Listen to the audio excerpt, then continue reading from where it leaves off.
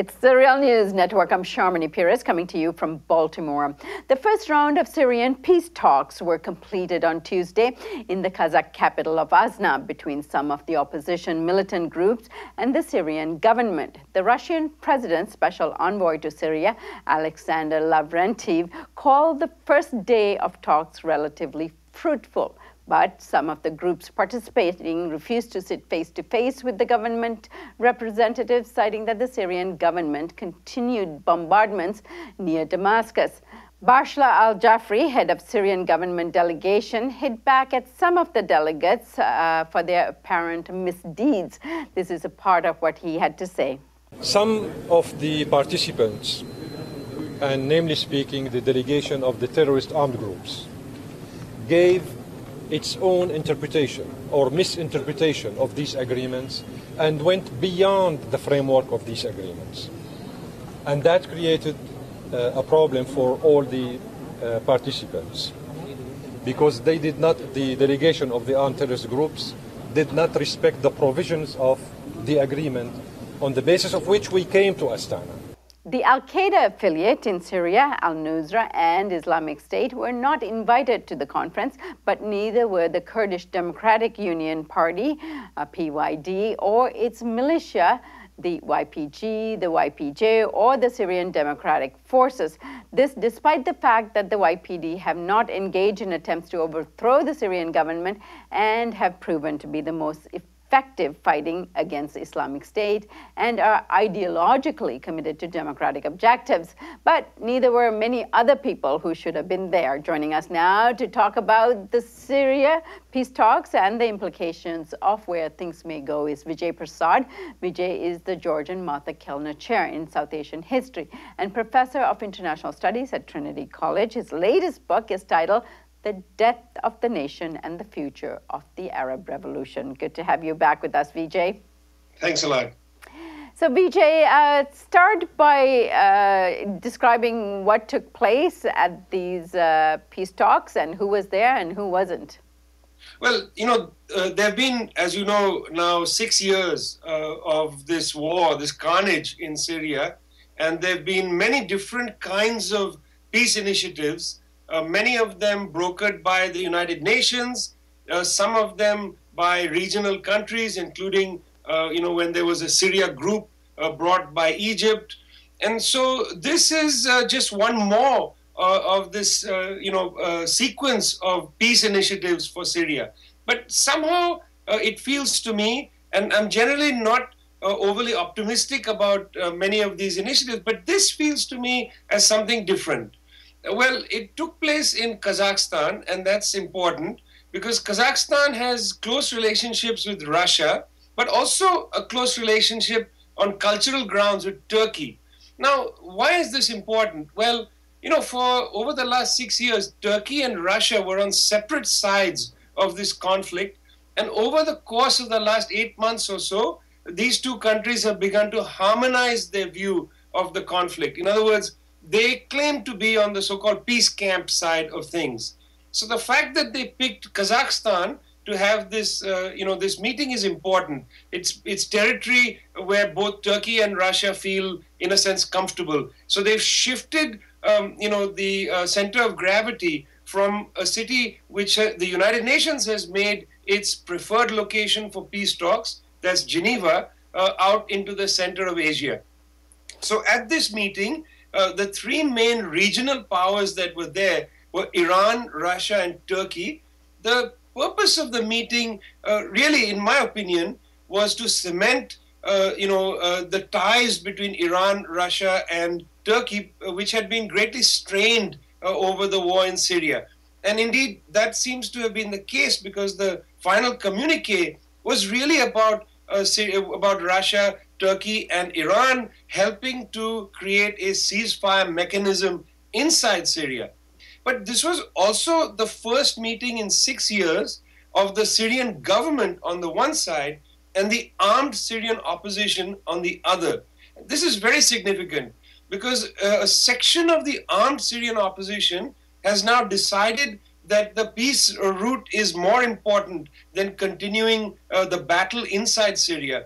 And to some extent, I think what one needs to read here is that the external supporters of at least this part of the armed Syrian opposition has decided that this war can now wind down. And by that I mean, on the one side, there's Turkey, which obviously has decided that the war should wind down. It has, after all, joined with Russia and Iran in this process. But also, very significantly, Saudi Arabia, Qatar, the Emiratis, etc., were not, at the table. They were not interested. And nonetheless, despite the fact that they were not at the table, it's important to understand that the leader of the armed Syrian opposition, the person who led that delegation at the meeting, was Mohammed Aloush, whose group Jaish al-Islam is essentially the proxy of Saudi Arabia. In other words, Saudi Arabia didn't insist on a seat at the table, which it has had at previous peace discussions, but it allowed its proxy to lead the armed Syrian opposition to the table. And a great deal was accomplished at this meeting. I think, people generally like to understand peace talks or ceasefires as a one-off thing. Either you do it or you don't do it. But peace is a confidence-building process. And so I think there was a path opened up around the question of a ceasefire mechanism, and I think around the fact that they just sat at the table for the first time, despite the posturing on all sides, which is important because everybody has a constituency that they need to deal with. Right. And Vijay, as you said, the Saudis were not there, neither were the United States. How significant is that? Well, it's quite significant. The fact that the Saudis were A, not there, and B, let's say, allowed their proxy to lead the armed Syrian opposition suggests to me that Saudi Arabia has basically thrown in the towel in Syria. It is stuck in a quagmire in Yemen, where it has not been able to make any gains. It has its own internal economic problems. And I think the Saudis have read the tea leaves fairly clearly, which is that it's unlikely that the Trump administration is going to put any resources towards overthrowing Bashar al-Assad. So I think this indicates that the Saudis have thrown the towel in. The United States, I feel, since about 2015, when Russia intervened directly inside Syria, since around then, the United States has basically slowly, I think in a measured way, come to understand that the downfall of Bashar al-Assad is off the table. And therefore, I think that because of the tensions between the US and Turkey on the one side, the tensions between the United States and Russia on the other, and then this sense that there is no way to really create any space to overthrow Mr. Assad, I think the United States has basically been shut out of this process. In fact, there's some doubt over the process of the United States not being there. The US said that they were invited and declined to go. The foreign minister of Iran has said that no, the United States was not invited. So there's a little bit of, again, some posturing over the sidelining of the United States. But the fact is, the United States has been sidelined, and I think the Gulf Arabs have basically, as I said, thrown in the towel. Vijay, how significant is it that the Kurds were not invited to the table, given that they're the ones on the ground, perhaps fighting the ISIS with the most might and militancy on the ground? In a sense, I'm sorry to say it's not that significant, and for the following reason. You see, since Turkey essentially moved into this so-called peace camp, Turkey's interests have befuddled how the table has been set. So let's take two examples of that. On the one side, one of the most ruthless groups in the armed opposition that didn't come to Kazakhstan was Arar al-Sham, which is the main proxy of the Turkish, intelligence apparatus and military. Nonetheless, this group, Arar, released a statement before the Kazakhstan meeting saying, we are not coming, but we give blessings to the meeting and hope that there's success for the sake of the Syrian people. But this is an extraordinary statement from a group like that. This is the group that was helped decisively by Turkey to take large sections of northern Syria, including in Aleppo. And, they've suffered serious battlefield defeats as a consequence of the withdrawal of Turkish support. But even though Turkey is a major player at the Kazakhstan meeting, its main proxy didn't show up. But as I said, it gave its blessings. I mean, one of the ways in which Russia and Iran have been able to bring Turkey to this position is to mollify Turkey's fear about the possibility of a Kurdish statelet, what is being called Rojava or Western Kurdistan, that this statelet should not be formed on the Turkish border in northern Syria.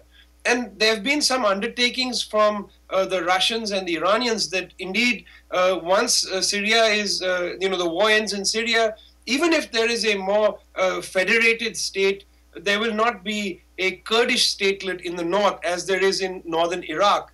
In fact, the Kurds have been very sympathetic about this problem that they've been facing, which is why they created the Syrian Democratic Forces, rather than pursue their objectives merely through the YPG, which is a Kurdish militia. They've suggested that the Syrian Democratic Forces, which is basically a Kurdish militia, has fighters who are Arabs, Christians, Assyrians, etc., and therefore is a Syrian force, and so they should be at the table. So there is a real problem here between Kurdish aspirations, which are indeed for some sort of autonomy in the north, and Turkey's paranoia about having a Kurdish state at its border. So it was very clear that because the Turks were a central part of the Kazakhstan meeting, they would never allow the Kurds to sit there as full-fledged members, particularly because they are going through a new phase of war inside Turkey against the Kurds in Turkey. So it was not a surprise in that sense, Sharmini, but they are still going to have to calibrate how the Syrian Kurds are going to fit in to a general ceasefire agreement once perhaps ISIS is defeated and the Al-Qaeda proxy decides to go elsewhere. All right, Vijay, I thank you so much for joining us today and look forward to your report next week.